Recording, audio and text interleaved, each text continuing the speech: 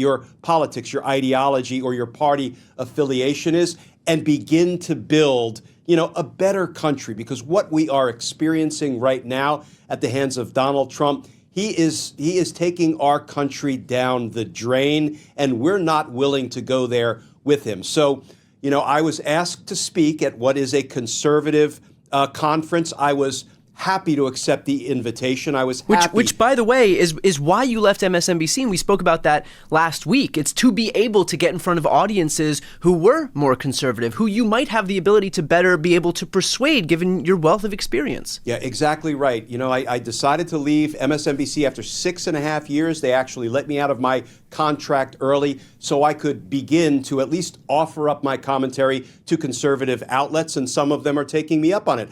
I don't want to talk about politics. Frankly, I never did. I want to talk about the rule of law and the importance of the rule of law to not just a healthy democracy, but to a viable democracy. So, in that vein, I happily accepted the invitation. I was thrilled to be on a panel together with my friends, retired FBI agent and Assistant Director Frank Figliuzzi, former FBI agent Asha Rangappa, and lots of other folks who were there. Mark Cuban was there to speak. Judge Luttig was there to speak. There were governors there.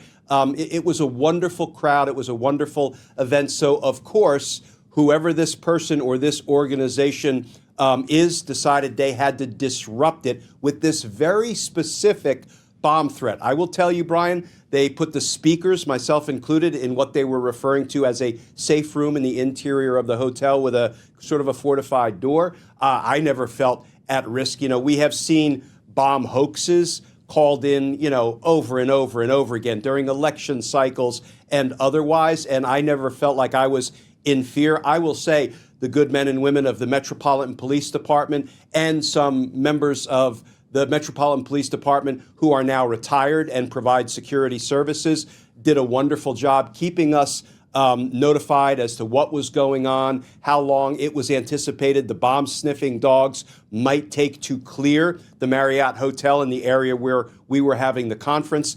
Now the question becomes, what kind of an investigation is the federal government going to launch into bomb threats, saying that I and other, folks, I'm not going to characterize them, quote, should die, and that's apparently why this bomb threat was called in. What kind of an investigative effort will the federal government undertake? Let me tell you, when bomb threats like this are made, ordinarily, ATF, the Bureau of Alcohol, Tobacco, Firearms, and Explosives, would take the lead, or they would work it jointly with the FBI. Who is the director of the FBI? Kash Patel, who was just named as the potential director of a second law enforcement agency, ATF, Kash Patel. So let's see what kind of a robust investigation will be put together by the federal authorities into this, very serious incident. Glenn, if Kash Patel is going to launch an investigation, which under normal circumstances an FBI director or ATF director would, is there any insight into whether we'll know or not? Listen, generally speaking, we don't talk about investigations that we launch or that are pending, that are ongoing, unless and until it results in an indictment that is unsealed and made public. That is when, for example, the FBI or the U.S. Attorney's Office, as the federal prosecutors securing the indictment, will first step in front of the cameras and simply say, there was an indictment, it was unsealed. I can share the details with you because they are public, and we will take no questions and we will make no further statements. That is the ordinary course of law enforcement. So will we know? We shouldn't know. But I have a feeling, Brian, given what I know as a former career federal prosecutor in Washington, D.C., working in conjunction with these offices, the FBI, the ATF, the DEA, and other law enforcement agencies in D.C., I'll have a pretty good idea of whether, we are the victims. We are some of the named victims of this, death threat. These people should die, and that's why I am planting pipe bombs at a location where I know they will be. So, yeah, I have a feeling I'll be able to report back to our viewers whether there is any indication that federal investigations are underway.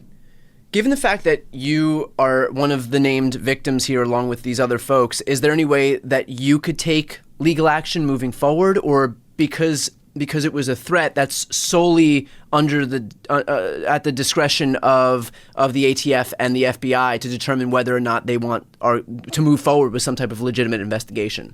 Yeah, Brian, I'm going to let law enforcement do its thing. Am I confident that Kash Patel will make this an investigative priority? There were threats leveled and bomb threats made to a bunch of folks who are looking to bring our government back to sanity and back to allegiance to the Constitution and the rule of law.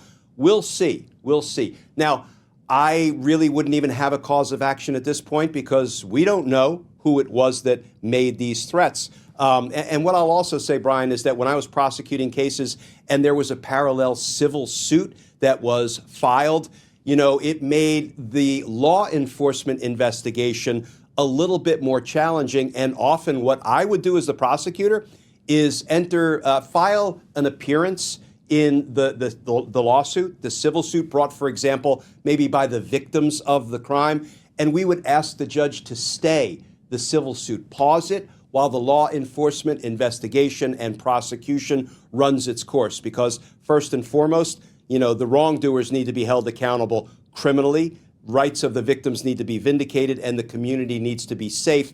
And after the conclusion of the law enforcement case, that is when the civil suit should progress, in the opinion of at least career prosecutors.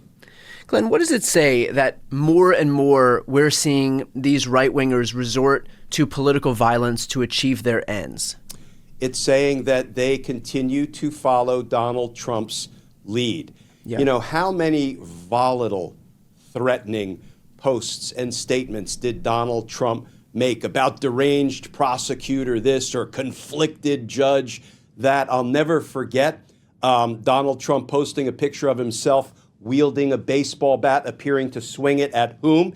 Alvin Bragg, who was depicted in the adjacent photograph, appearing to have his hands up in front of him. That is not so subtle, the message he is communicating. Alvin Bragg is my sworn enemy, so MAGA, get him. That is the subtext of so much of what Donald Trump has stated, has posted, just incessantly whined and complained about it. Is it any wonder that MAGA seems to get after Donald Trump's perceived enemies? I'll never forget when I was sitting in the courtroom in federal court in Washington, D.C., listening to the presidential immunity argument, and one of the appellate court judges said in response to Donald Trump's lawyer saying, wait a minute, Donald Trump is not responsible for what his followers do. That judge said, stop it. Donald Trump posts things and his supporters respond. So this is exactly what we have come to expect. Well, look, let me just say that the fact that you have become a target for these people is all the indication that everybody watching right now needs, that they view you as a threat because you are one of the few people who is actually standing up for the rule of law, for justice, and for what is right in this country. And they perceive that as a threat to their agenda. The one way to help bolster Glenn against folks like these is to, if you're not yet subscribed to his channel, go ahead and subscribe to his channel. The bigger an audience he has, the harder it will be for these people to be able to assert any of their control or power or dominance over him. The bigger of a megaphone we have on the left, the harder it'll be for the Kash Patels of the world, for the Pam Bondis of the world, and for these right-wing vigilantes of the world to try to put every one of us under their thumb. So to that point, again, if you're not yet subscribed to Glenn's channel, please go ahead and subscribe. If you're not yet subscribed to this channel, please go ahead and subscribe. Building up this left-wing ecosystem and elevating the voices of people who are not afraid to fight out against these vigilantes, these folks sending in bomb threats, is exactly the way that we have to advance moving forward. So with that said, again, I'll put the links to both of our channels right here on this screen. I'm Brian Teller Cohen. And I'm Glenn Kirshner. You're watching The Legal Breakdown.